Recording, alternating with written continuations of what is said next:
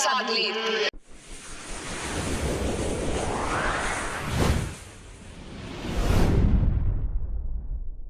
सबसे पहले संविधान बनाने वालों की दूरदृष्टि को सलाम करती हूँ। एक युवा सांसद के तौर पर मैं अपनी उम्मीदों को संविधान के साथ जोड़कर खास तौर पर ये बताना चाहती हूँ कि आज हमारे देश में पिछड़े, दलित, अल्पसंख्यक समुदाय को किस तरह अपने संवैधानिक अधिकारों और आजादियों की हिफाजत के लिए हर रोज मुश्किलों का सामना करना पड़ रहा है।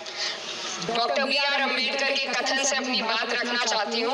उन्होंने कहा था, मुझे अपने भारतवर्ष पर फक्र है कि जिसके पास ऐसा संविधान है जो लोकतंत्र, समाजवाद और सेक्युलरिज्म को संजोता है। लेकिन आज ऐसा लगता है जैसे संविधान की किताब तो है, पर इसे चलाने वालों का ईमान गुम हो गया है। आज हिंदुस्तान में हर वर्ग को किसी न किसी चुनौती का सामना करना पड़ रहा है, मगर अल्पसंख्यक खासतौर पर मुसलमानों पर जो कहर टूटा है वो किसी से छुपा नहीं है। ये लोग सिर्फ अपने मजहबी पहचान की वजह से निशाने पर हैं। संविधान का अनुच्छेद 15 कहता है कि किसी भी नागरिक के साथ धर्म, जाति या किसी और वजह से भेदभाव नहीं होना चाहिए, लेकिन हकीकत इसके उलट है कि hate speech, mob lynching, bulldozer द्वारा घरों को गिराने की घटनाएं आम हो गई हैं, खास तौर पर उत्तर प्रदेश में, जहां ऐसा लगता है जैसे कानून के नाम पर जंगल राज चल रहा हो। संभल में जो हुआ वो सबके सामने है। पुलिस के संरक्षण में निर्दोष लोगों की हत्या की गई और सरकार ने चुप्पी साध ली। अल्पसंख्यकों पर हिंसा बढ़ती जा रही है, मगर सत्ता में बैठे लोग या तो आंखें मूंदे हुए हैं या फिर इन घटनाओं को बढ़ावा दे रहे हैं। हद तो तब हो जाती है जब न्यायपालिका की बात भी अनसुनी कर दी जाती है। सुप्रीम कोर्ट ने मॉब लिंचिंग पर 11 सूत्रीय निर्देश जारी किए थे। इसमें साफ कहा गया था कि राज्य सरकारें और पुलिस इस तरह की घटनाओं को रोकने और दोषियों पर सख्त कार्रवाई करने के लिए जिम्मेदार है, लेकिन आज भी इन निर्देशों पर अमल नहीं हो रहा है। हाल ये है कि मॉब लिंचिंग को रोकने की बजाय सत्ता में बैठे लोग आग में घी डालने का काम कर रहे हैं। उनकी जुबान से ऐसी बातें निकलती हैं जो नफरत को और बढ़ावा देती है। यह अशांति अब इतनी गहराई तक फैल चुकी है कि हमारे समाज के धर्मनिरपेक्ष चरित्र पर गंभीर सवाल उठ रहे हैं। साल की शुरुआत में ही कई राज्यों में दुकानदारों को अपने नाम बोर्ड पर लगाने के लिए मजबूर किया गया। इसे सेहत और सुरक्षा के कानूनों का हिस्सा बताया गया, मगर असल मंशा कुछ और थी। ये कदम खास तौर पर मुसलमान दुकानदारों को निशाना बनाकर उठाया गया ताकि उनकी रोजी रोटी पर चोट की जाए। पिछले हफ्ते मुरादाबाद में एक मुस्लिम डॉक्टर को हिंदू बहुल्य मोहल्ले में घर खरीदने पर विरोध झेलना पड़ा। वजह बताई गई कि इससे मोहल्ले की सामाजिक शांति बिगड़ जाएगी। अब आप ही बताइए, क्या ये वजह सही है, जायज है? असल में ये छोटी बड़ी घटना इस बात का सबूत है कि सांप्रदायिकता को बढ़ावा देने वाले बयान और नीतियां हमारे समाज को अंदर से खोखला कर रही है।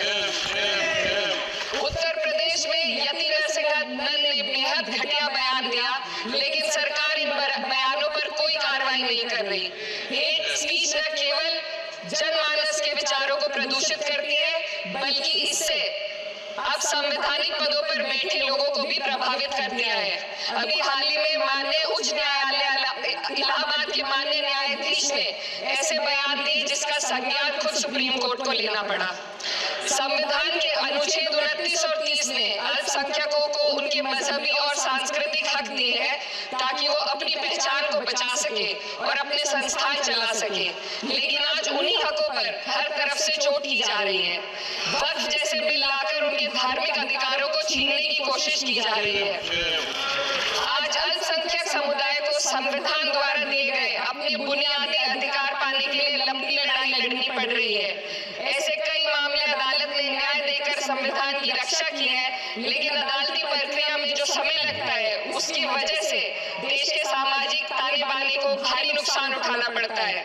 मिसाल के तौर पर इलाहाबाद हाई कोर्ट ने 2004 के मदरसा एक्ट को रद्द कर दिया था, जिससे मदरसों के संचालन पर सवाल उठे।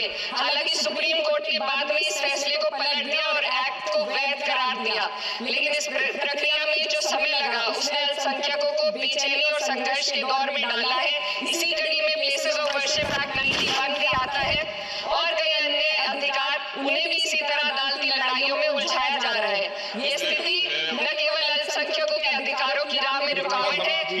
Justice delayed is justice denied जैसी कहावत को सिद्ध करती है। मैं इस सदन से दुनिया भर के अल्पसंख्यकों की आवाज उठाना चाहती हूँ, खास तौर पर हमारे पड़ोसी देश बांग्लादेश में अल्पसंख्यकों के साथ जो हो रहा है वे दिल को गहरे तक चोट पहुंचाने वाला है। उनकी जान माल की हत्या की जा रही है। बांग्लादेश हो या हिंदुस्तान हो, ये हर सरकार की सबसे पहली जिम्मेदारी होनी चाहिए। मैं इस सदन से अपने देश के अल्पसंख्यकों के साथ बांग्लादेश के पीड़ित अल्पसंख्यकों की आवाज को एक साथ उठाना चाहती हूँ। ये वक्त की पुकार है कि हम सब मिलकर ये सुनिश्चित करें कि किसी भी इंसान को उसकी पहचान या मजहब के कारण डरकर जीने पर मजबूर ना होना पड़े। जहाँ हक छीने जाते हैं वहाँ अमन खो जाता है। ये बात हर सरकार को समझनी चाहिए। अगर हम सच में अपने संविधान का सम्मान करना चाहते हैं तो हमें नफरत और भेदभाव को खत्म करना होगा। हमें ये दिखाना होगा कि ये मुल्क हर वर्ग, हर जाति, हर धर्म और हर समुदाय का है। और जब तक ऐसा नहीं होगा तब तक संविधान की आत्मा सिसकती रहेगी। सर, अपनी बात को खत्म करते हुए मैं एक शेर अर्ज करना चाहती हूँ। ये दाग दाग उजाला, ये शब्द गजीदा शहर, वो इंतजार था जिसका ये वो शहर तो नहीं। लेकिन अगर इस सदन में बैठे हम सभी सदस्य ये ठान ले कि हमें संविधान के मूल्यों को लागू करना है और उसे लागू करने का प्रयास करें तो वह सुबह जरूर आएगी जिसके लिए लाखों भारतवासियों ने अपनी जानों की कुर्बानी दी।